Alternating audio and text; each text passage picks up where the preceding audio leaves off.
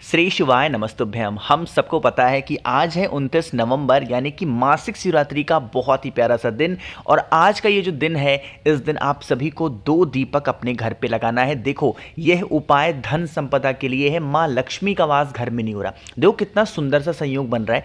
एक तो शुक्रवार का दिन अपने आप में माता लक्ष्मी के लिए होता ही होता है, साथ ही साथ इस दिन मासिक शिवरात्रि पड़ रही है, जो कि इस दिन को और भी खास बना रही है। तो आप सभी को अपने घर पे कहीं भी घर से बाहर निकलने की जरूरत नहीं है, सिर्फ ये 2 दीपक हमें लगाने होंगे।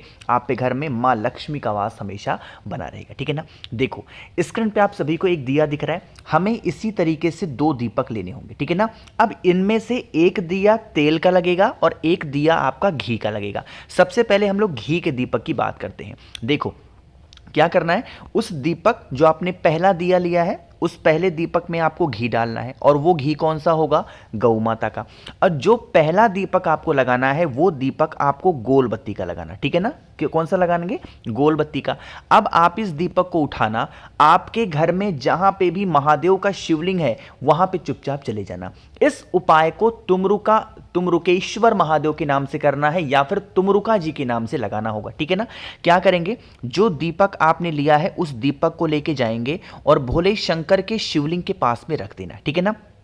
जब रखोगे, जब हम महादेव के शिवलिंग के पास में दीपक लगाते हैं तुमरुकेश्वर महादेव या फिर तुमरुका जी के नाम से, तो दीपक के नीचे हमें क्या रखना होता है? थोड़ा सा काला तिल। तो आपको एक चुटकी काला तिल कहां रखना है? दीपक के नीचे रख देना। और फिर आप इस दीपक को प्रज्वलित करेंगे शिव शंभु भोलेनाथ का स्मरण करते हुए। जो नाम उनका आपको सबसे प्रिय लगता है उनका नाम बोल करके, जो आपके घर की प्रॉब्लम चल रही है उन समस्याओं के निवारण के लिए। पहला काम हुआ। अब आपको थोड़ा सा एक चुटकी काला तिल आपको और लेना है, और जब दीपक जल रहा हो तो जलते हुए दीपक के अंदर भी आपको वही एक चुटकी काला तिल, जब आप यहां पे एक चुटकी काला तिल डालोगे तो आपको तुमरुकेश्वर महादेव के नाम से इस उपाय को करना है। इतना करने से हमारे घर में मां लक्ष्मी का आगमन होना स्टार्ट हो जाता है। कभी हमारे घर में कर्ज वगैरह की कोई ऐसी समस्या सामने नहीं आती है, ठीक है ना। तो करिएगा जरूर, भूलना नहीं है किसी को। तो पहला उपाय आपको समझ में आ गया, जिसमें हमें एक दीपक लगाने थे। अब इसी एक दीपक के साथ में हमें दूसरा दीपक भी प्रज्वलित करना है। क्यों दूसरा दीपक जलाएंगे? क्योंकि जब आपके घर में मां लक्ष्मी का आगमन होगा तो वो कहां से आएंगी? आपके घर का जो मेन गेट होता है वहीं से आएंगी माता लक्ष्मी। तो आपको क्या करना है, जो मैंने आपको एक दीपक तो गोल बत्ती का महादेव के शिवलिंग के पास में, और जो दूसरा दिया आपको प्रज्वलित करना है अपने घर के गेट के पास में। जब आप घर के अंदर एंट्री लेते हैं तो उसके राइट साइड में दाहिने हाथ में। और मैंने आपसे कहा था कि एक दिया आपका कौन सा लगेगा? घी का, जो कि महादेव को आपने लगा दिया। जो दूसरा दिया लगाओगे वो तिल के तेल का लगाएंगे। कौन सा लगाएंगे? तिल के तेल का। लेकिन ये दीपक कौन सा होगा? आपका लंबी बत्ती का होगा। मेरी बात समझ में आई क्या? तो लंबी बत्ती का यह दीपक आप सभी को प्रज्वलित करना है। जब आप इस दीपक को प्रज्वलित कर रहे हो तो आपको रिद्धि सिद्धि का स्मरण करना है, देवी मां लक्ष्मी का ध्यान करना है। लेकिन एक गलती और कर दी आप लोगों ने। वो गलती ये है कि जब आपने दीपक को रखा तो दीपक के नीचे चावल के कुछ दानों को जरूर रखेंगे। दीपक को रिद्धि सिद्धि मां लक्ष्मी के नाम से प्रज्वलित करने के बाद में लंबी बत्ती का दिया, इसके अंदर आपको क्या करना है? एक चुटकी चावल और डाल देना, ठीक है ना। इतना करने से मां लक्ष्मी बहुत प्रसन्न होती हैं और आपके घर में कभी पैसों को लेकर के कोई भी किल्लत नहीं होती है, ठीक है ना। करिएगा। तो पहला उपाय आपको समझ में आ गया है। आगे बढ़ते हैं इस वीडियो के हम लोग अपने दूसरे उपाय की तरफ, और ये भी आप चाहो तो अपने घर पे कर सकते हो। लेकिन इस दूसरे उपाय को करने का एक टाइम निर्धारित है। कौन सा टाइम है? 2 समय है। अगर आप इस उपाय को मासिक शिवरात्रि के दिन प्रदोष काल में कर सकते हो तो बहुत अच्छी बात है।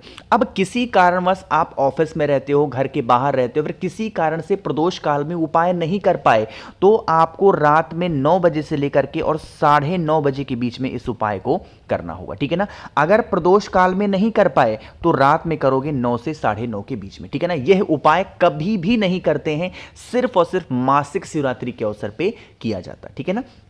चलो समझने की कोशिश करते हैं। अब इस उपाय के लिए हमें जरूरत पड़ेगी किसकी? शमी के पत्तों की, कम से कम 3 शमी का पत्ता आपको लेना है।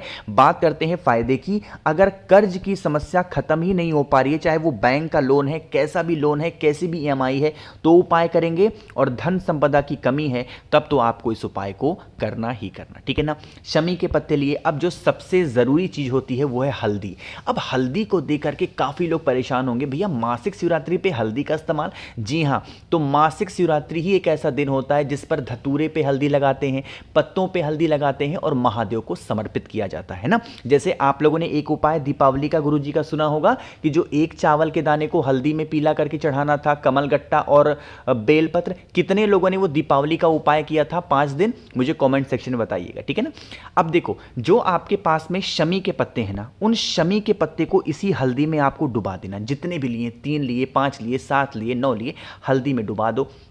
जो समय मैंने आपको बताया उसी टाइम पे, और कोई टाइम नहीं, या तो प्रदोष काल में या तो आपको रात में 9 से 9:30 बजे के बीच में अवधूतेश्वर महादेव, फिर से बोल रहा हूं, अवधूतेश्वर महादेव के नाम से आपको उन शमी के पत्तों को हल्दी के साथ में महादेव के शिवलिंग के ऊपर समर्पित करके, और अगर रात में आपके यहां जल चढ़ाया जाता हो तो आप जल चढ़ा देना, नहीं चढ़ाया जाता है तो वैसे ही छोड़ देना। आप इस उपाय को मासिक शिवरात्रि के ही अवसर पे आपको करना होगा, ठीक है ना। तो 2 उपाय आपको समझ में आ गए हैं। आगे बढ़ते हैं इस वीडियो के हम लोग अपने तीसरे उपाय की तरफ, लेकिन इसके साथ ही साथ आपको एक छोटी सी जानकारी आपको इस वीडियो के माध्यम से देनी है कि आज है 29 नवंबर और आज आप सभी के लिए एक छोटा सा ऑफर फिर से है। रात 12 बजे तक 7 मुखी रुद्राक्ष या 9 मुखी, इनमें से कोई भी एक रुद्राक्ष आप मुझसे लेते हो तो बहुत सारी चीजें आपको फ्री मिल रही हैं। एक तो 5 मुखी रुद्राक्ष, एक तो 3 मुखी रुद्राक्ष और एक कमल गट्टे की माला, 108 कमल गट्टे जिसमें होंगे, और आपको प्लस महादेव को समर्पित करने के लिए भस्म भी फ्री मिल रही है। तो इन सभी के लाभ उठाने के लिए मुझे मैसेज कर सकते हैं 9005643345, ये मेरा व्हाट्सएप नंबर है। व्हाट्सएप करिएगा, फोन नहीं मिलेगा, ठीक है ना। चलो बात करते हैं उपाय की।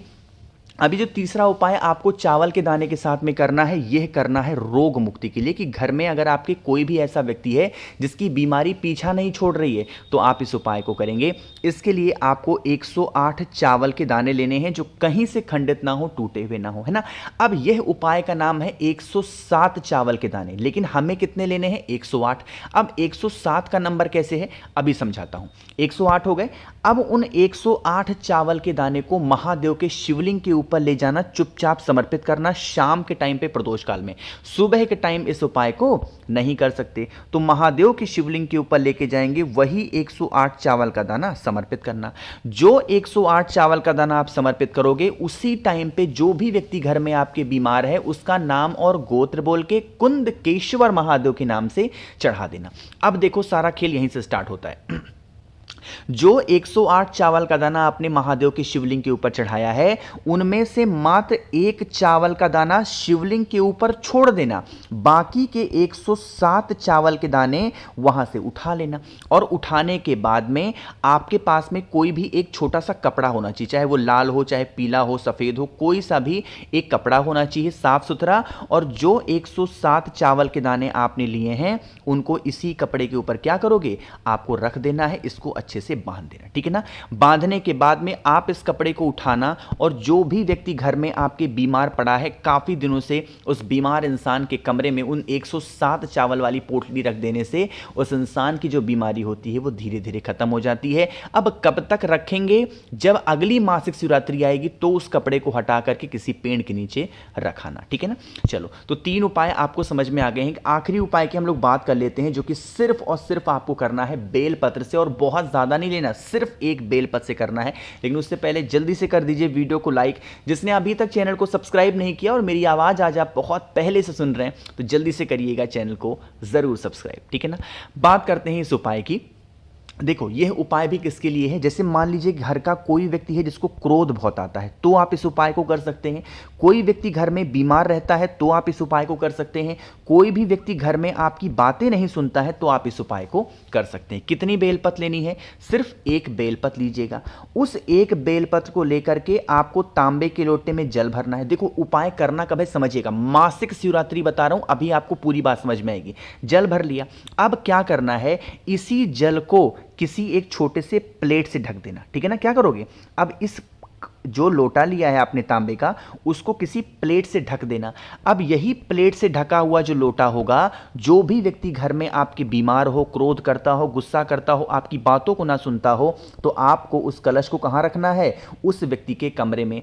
जो प्लेट आपने लिया है, उस प्लेट के ऊपर उस एक बेलपत्र को रख देना और पूरी रात मासिक शिवरात्रि के उस बीमार व्यक्ति के, क्रोध वाले इंसान के, जो बात नहीं सुनता, उसके कमरे में पूरी रात रखा रहने दो। अगले दिन जब शनिवार पड़ेगी तो आप सुबह उठना, स्नान करना 10 बजे से पहले और फिर इस कलश को उठाना। बेलपत्र पहले रखना महादेव के शिवलिंग के ऊपर और वही बेलपत्र के ऊपर जो जल होगा उस व्यक्ति का नाम और गोत्र बोल के कुंदकेश्वर महादेव के नाम से अगर आप समर्पित करते हैं तो आपके घर की जो प्रॉब्लम होगी, जो समस्या होगी, वो खत्म होना स्टार्ट हो जाएगी। ठीक है ना? तो करना जरूर है। साथ ही साथ ऑफर का ध्यान रखिएगा। 9005643345 मेरा व्हाट्सएप नंबर है, मैसेज करिएगा। बाकी वीडियो पसंद आई हो तो लाइक करेंगे, कुछ पूछना है, नहीं समझ में आया, नीचे कॉमेंट सेक्शन में पूछें। और मेरे जितने भी भाई बहन आवाज आज मेरी पहली बार सुन रहे हैं, चैनल को जरूर सब्सक्राइब करेंगे। श्री शिवाय नमस्तुभ्यं।